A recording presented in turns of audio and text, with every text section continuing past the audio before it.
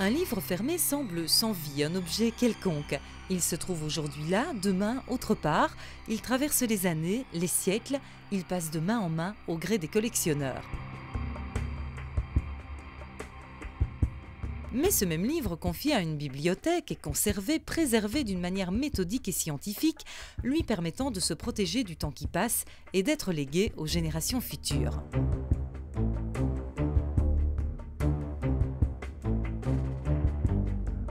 Plus il est ancien, plus son approche est difficile.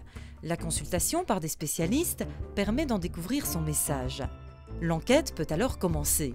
Des indices, si petits soient-ils, permettent de s'émerveiller, d'apprendre le pourquoi, le comment de la réalisation, de mettre en évidence la vie d'une société, le comportement social, l'époque où il a été publié.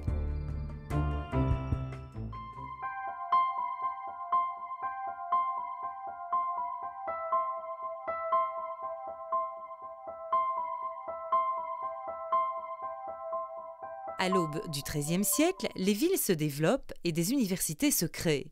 La bourgeoisie et la petite noblesse accèdent à l'enseignement et donc à la lecture. Le besoin se fait sentir de posséder un livre de dévotion qui leur soit plus particulièrement destiné. Selon sa situation, chacun les faisait exécuter d'une façon modeste ou somptueuse.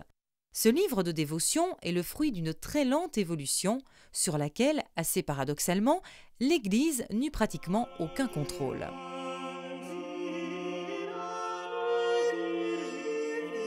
Au courant des XIVe et XVe siècles, le livre s'enrichit d'illustrations et de décorations. Il est réalisé par différents artistes spécialisés dans l'écriture, l'enluminure, la reliure.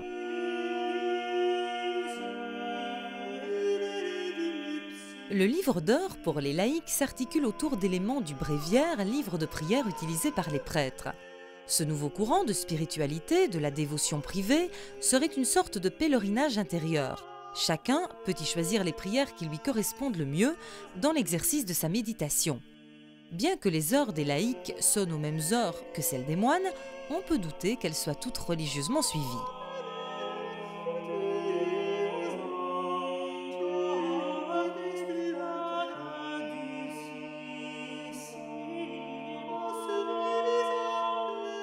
Une base commune s'est imposée qui se retrouve le plus fréquemment dans les livres d'heures. Le calendrier suit l'usage liturgique d'un diocèse précis. Il mentionne, pour chaque jour de l'année, le saint ou la fête qui doit être célébrée. Ces calendriers précisent l'origine ou la destination d'un manuscrit, car le saint célébré ne sera pas le même d'un diocèse à l'autre. De même, certains saints locaux bénéficient d'une popularité propre à une région.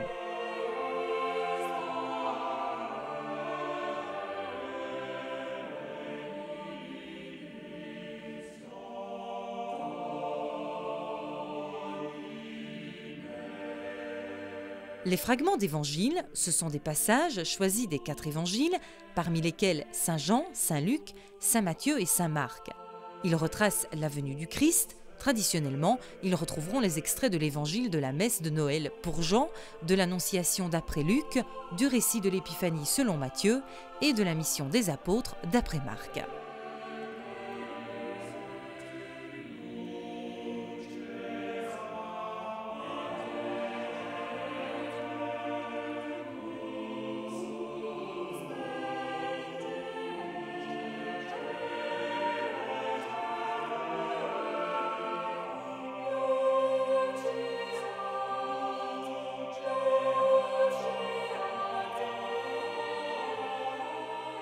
Les heures de la Vierge sont le noyau central du livre d'heures.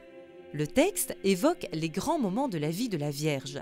Il se compose de versets, de réponses aux versets, suivis du Gloria chanté, de psaumes, de petits passages lus après un psaume, d'hymnes, poèmes liturgiques chantés et de prières. Toutes ces rubriques sont le plus souvent écrites à l'encre rouge ou bleue afin de retrouver les passages plus facilement.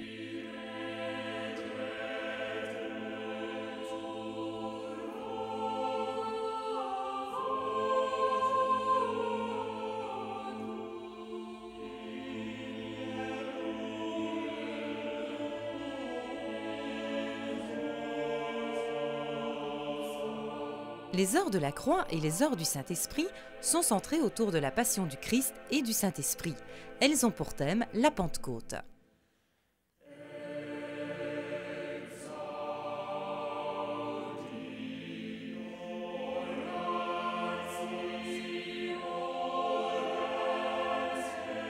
Les psaumes de la pénitence expriment l'universalité du sentiment de foi ardente qui s'y exalte.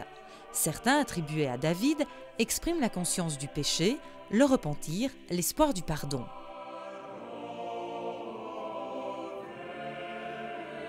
Les litanies des saints, c'est une des formes les plus anciennes de prière liturgique chrétienne.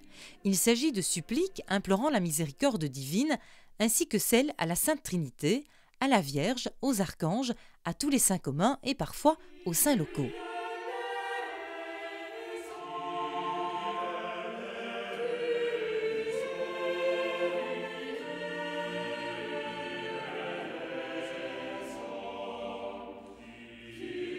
L'Office des morts, cette partie met en lumière l'idée obsédante de la mort dans l'esprit des hommes de l'époque. Il était important à tout moment de se préparer au jugement dernier. Les prières sont axées sur la confiance que l'on porte en Dieu afin de se garantir le repos éternel.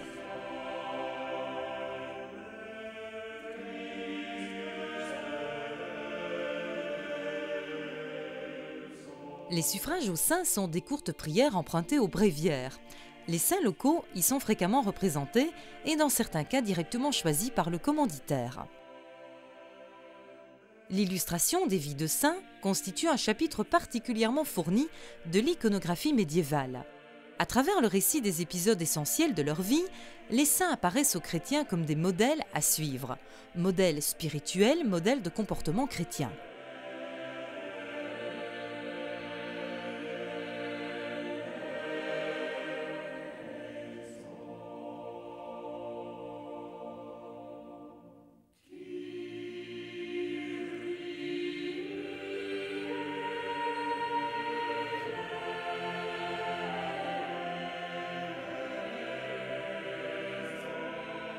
Ce livre de piété était destiné à la sphère privée. Pour cette raison, on y trouve de véritables petits chefs-d'œuvre de la miniature.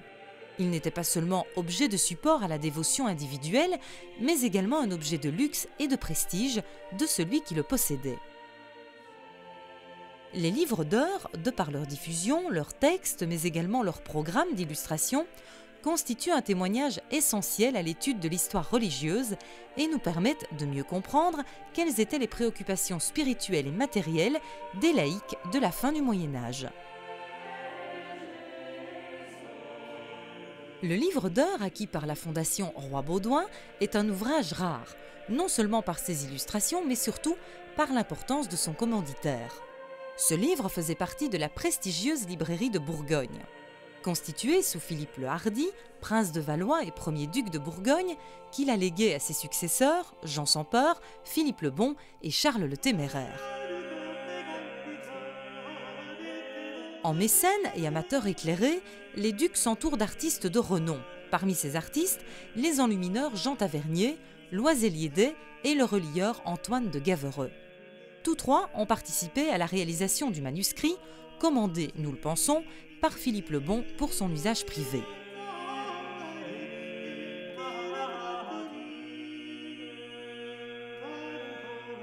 Jean Tavernier, probablement originaire d'Audenarde, est connu. Son nom figure dans le registre d'inscription de la Corporation des peintres et verriers tournaisiens en 1434. Philippe le Bon lui octroie plusieurs commandes importantes. Il peint en grisaille notamment les chroniques et conquêtes de Charlemagne. La technique de la grisaille est une peinture qui utilise une dégradation entre le noir et le blanc et des nuances grises. À cette époque, c'est un style très prisé.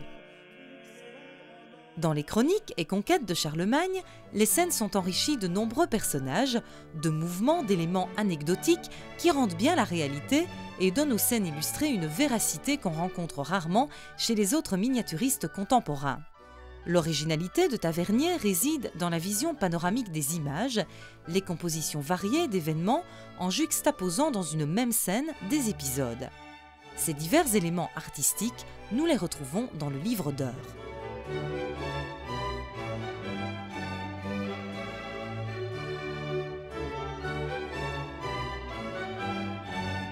Le deuxième miniaturiste qui est intervenu dans les heures de Tavernier en réalisant certaines scènes est Loisel-Liédé, qui est attesté en 1468 à Bruges, où il fait partie de la gilde des enlumineurs.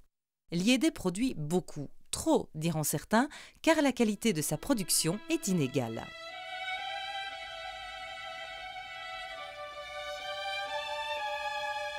Son style est aisément reconnaissable, des personnages à l'aspect effilé, souvent trop grands, avec des attitudes stéréotypées empreintes de maniérisme qui rappellent les travers du style courtois. Liédé ne s'attelle pas seul à ce travail, un autre artiste le seconde dans sa tâche, un miniaturiste qui jusqu'à présent n'a pu être identifié, dont le style présente certaines similitudes avec celui du maître.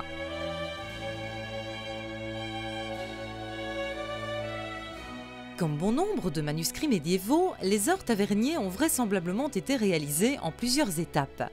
À la fin du livre, par exemple, on constate que le texte n'est pas celui prévu à l'origine. Les différences sont marquantes, que ce soit au niveau des encadrements, des décorations marginales ou du style.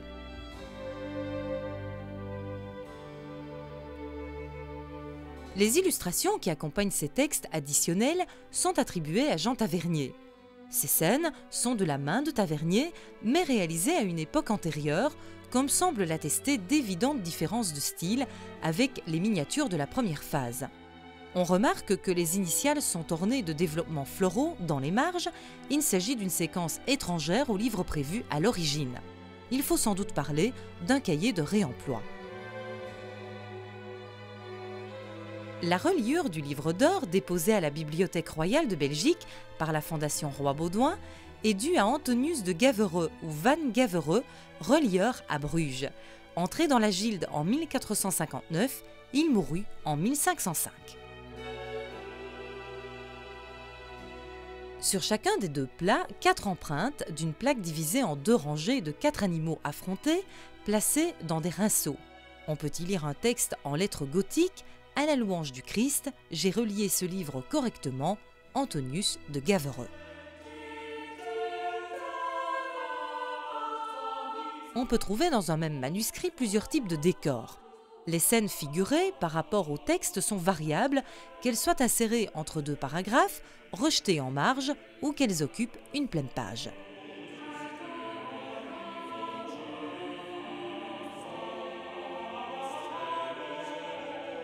Les bordures ont un rôle ornemental, les pages un jeu abstrait d'entrelacs et de rinceaux où figurent plantes et animaux.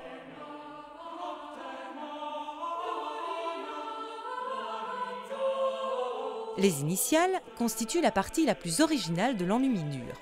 Les lettrines, majuscules peintes, sont parfois présentées avec un motif très simple.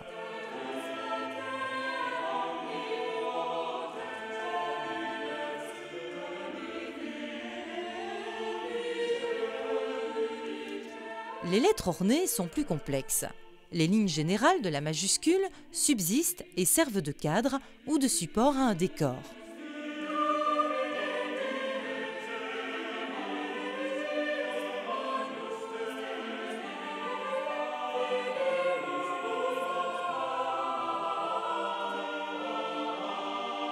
Les lettres historiées sont des initiales qui servent de cadre à une scène narrative. Ces distinctions sont en fait assez arbitraires et les enlumineurs mélangent souvent les genres et les catégories.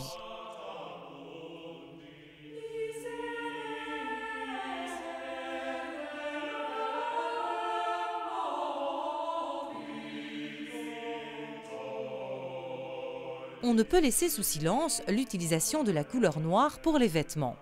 Cette utilisation prend sa source à la cour de Bourgogne.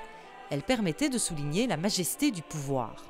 Par la suite, le noir sera symbole de deuil. L'acquisition des heures Tavernier enrichit considérablement le fonds historique de la Bibliothèque royale de Belgique et par là l'ensemble de notre patrimoine. Parvenir à faire revenir dans nos collections un ouvrage de cette valeur qui réunit des noms comme Jean Tavernier, Loisel-Liédé, Antoine de Gavereux et probablement Philippe le Bon et Charles le Téméraire étaient une opportunité unique qui n'est pas prête de se renouveler dans les temps futurs.